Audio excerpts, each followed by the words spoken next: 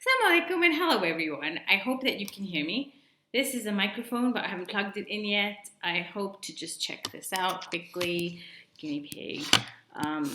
If this is better. So this is with the microphone. I hope that this is good. I'm just going to use this for now.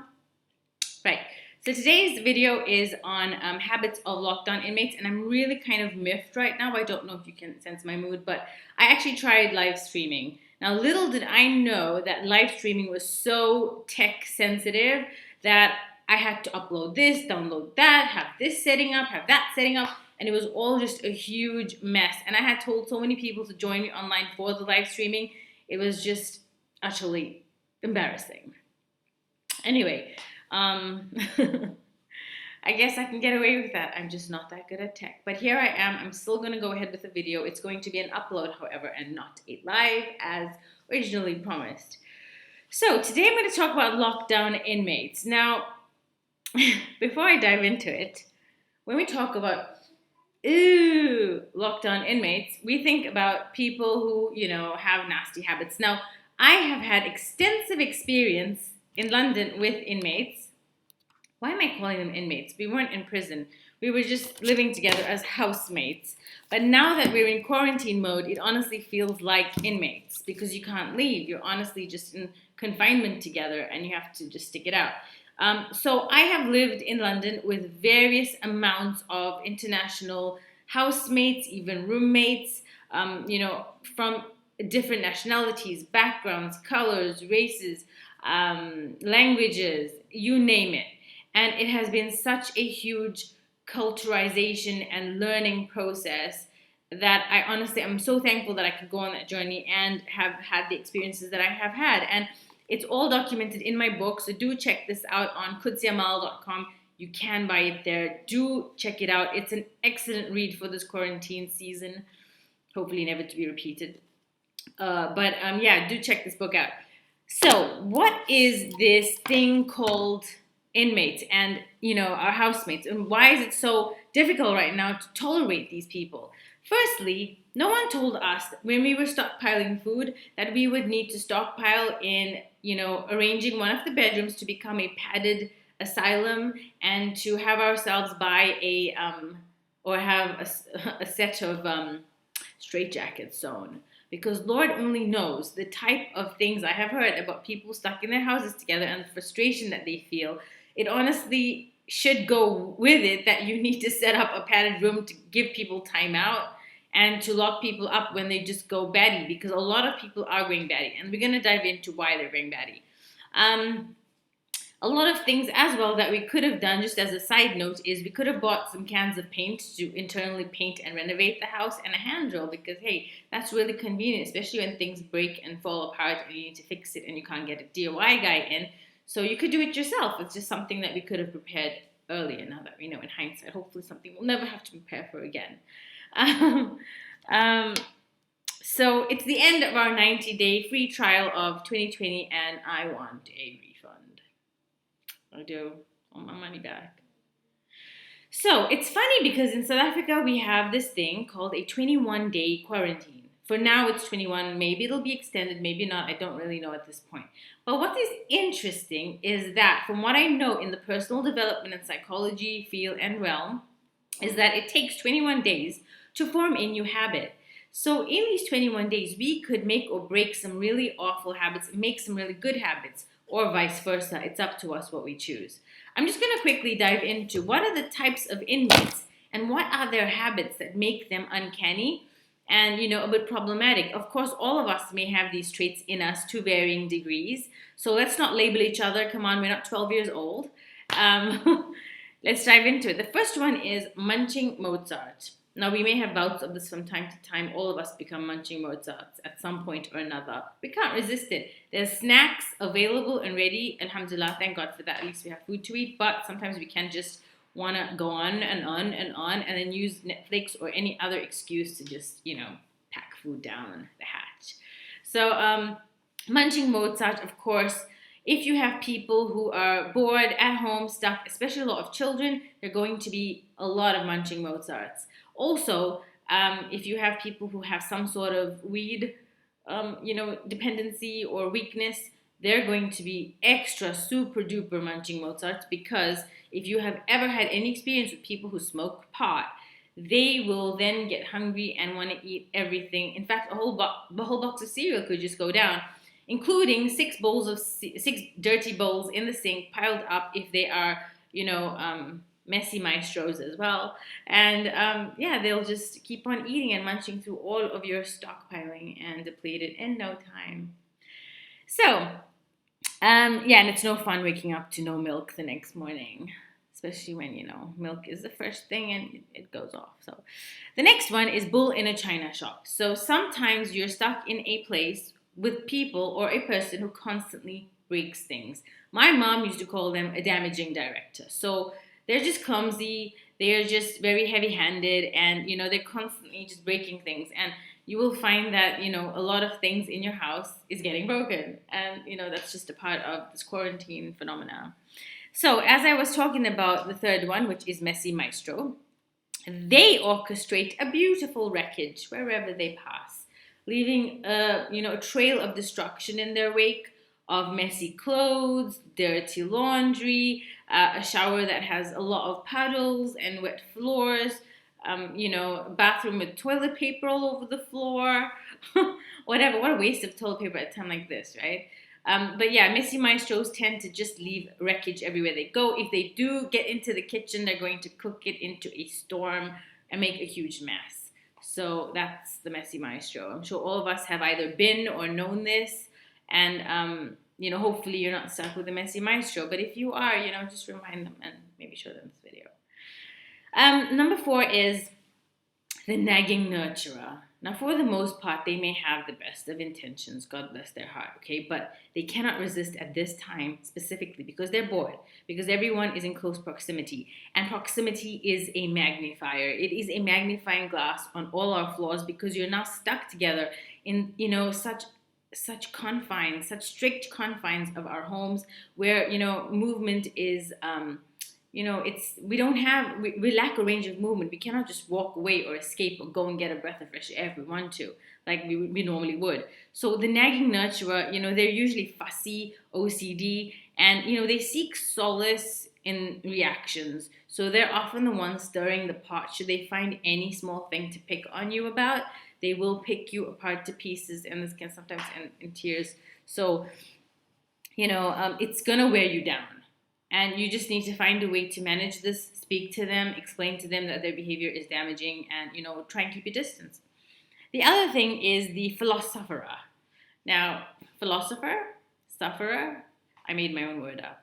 Philosopher. So the philosopher basically has, they can't shut up about their next big idea. And they have next big ideas constantly rotating through their mind every half an hour. And they can't wait to tell you about it. And they can't wait to speak about aliens and UFOs and, the Illuminati, and how all of this is a big hoax, and how we're all going to be, microchipped like dogs. I don't know, like pets who shouldn't be lost and, can be found via satellite. I don't know, whatever it is, they just cannot keep quiet about all these things. They're super lonely, super chatty, and they require and depend on you. They're extra needy and depending on you for their emotional comfort through this rough time. Now, bless their heart, they're also very sweet people, but it's difficult to handle someone that needy and clingy and, who constantly just fills your ears when you just want some quiet time. The other thing is the sound cloud. I've lost count of my numbers. I think this is number 6 or number 5.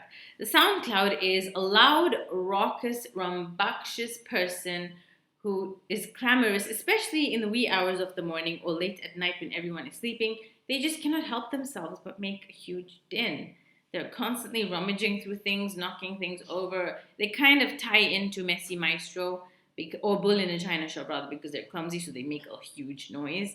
But yeah, it's kind of difficult with people who are really noisy. Either they have loud conversations on the phone that the whole building can hear, or they laugh really loudly, or even cry really loudly. I don't know. People are doing some crazy things nowadays. So, yeah. The next 3 are the problematic inmates during this quarantine season. I don't want to call it a season because seasons keep repeating. during this quarantine time crisis. The first one is the slammer, okay? The demander, I don't know what to call this because they have temper tantrums. So they're constantly throwing things around, slamming doors, demanding things, very aggressive, and you're always getting on their wrong side for some reason, and even if you don't try to, they will pick a fight with you or find something to be upset about. Look, everyone right now, their emotions are on a thin, you know, basically it's resting on a fine and delicate balance. So anyone right now is easy to annoy and and rub the wrong way. So we just need to be clear of this and try and keep our distance. I'm going to go to the solutions, the probable solutions, but for now, the guy with, or the woman or the girl or the boy or whoever it is that throws temper tantrums, they're frustrated. They're often feeling confined and cooped up like a caged animal, because that's honestly what a lot of us are feeling right now. And we just need to, ease them, calm them, and make life a bit easier for all of us by being a bit more understanding and maybe sitting them down and talking to them. The second one is the junkies. Now, if you are living with someone that has a substance abuse problem, really, my heart goes out to you. Allah ya'inek. This is very difficult. And I know of some people at this point in time who are going through this, and it is something that is so deeply painful and difficult. And I really pray to Allah that He eases their affairs and, makes this time a time of recuperation, hopefully, and rehabilitation for those people. But honestly, living with someone who has a substance abuse problem right now, if they cannot get their fix, they're going to be like a caged animal on amphetamines because they're now going through withdrawals. And if you know anything about drug addicts and abuse, my father was the psychiatrist at a rehab center, so I have first-hand information. I know about this. I grew up around people who were addicts because they were my father's patients coming home, breaking things in my home. So it's very difficult, and I can only imagine those poor parents and make dua for them. But it's really hard. So, I don't have any solution for that. That is something way beyond anything that I could ever imagine. All I could say is, try and get them help somehow. The last one is abusers. Abusers come in many forms and types, okay? They could be physically abusive, they could be psychologically abusive, gaslighting, toxic, whatever. They could be verbally abusive, they could be also sexually abusive. Now, in homes where there are families and there are children and this type of thing happens, it takes a lot to restrain my anger, but like I am so afraid of this. So this is a note. If you're a teacher, that teaches kids in schools, keep this in mind when children come back from this quarantine. A lot of them are not going to be the same, and you're going to have to be very patient because they may have gone through things that you can't imagine, that they probably won't speak to you about, and that are crying in silence about. So notice behaviors, note their behaviors before and after quarantine, and write a report about it so that you can understand and digest the changes that have happened. It could go also into psychological studies, to help us understand human behavior. Do inform the parents this noted difference that you find with your children in your class. The other thing is the number one, if you have now the solutions, let's get to that. Victims, isolate yourselves, minimal interaction and friction with, just try and isolate yourselves. Try as much as possible to stay in your own room or stay in your own close quarters, away from people who cause friction of any kind. Violent perpetrators need to be locked up in a padded room. If this is not possible, who has a padded room, right? We were never told to build this before this quarantine thing happened. But if you have to, then just call the cops because they need to deal with this. And, if you can't contain their outbursts, they will probably become violent and hurt you. The other thing is get busy with your own life.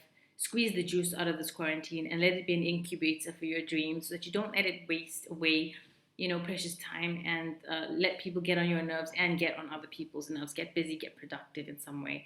The last point is people need to be considerate and of those around them and their needs, their quirks, their annoyances, their tics, their sensitivities, and avoid their triggers. This takes a lot of consideration, compassion, mercy, and care on the path of both people, to respect personal space.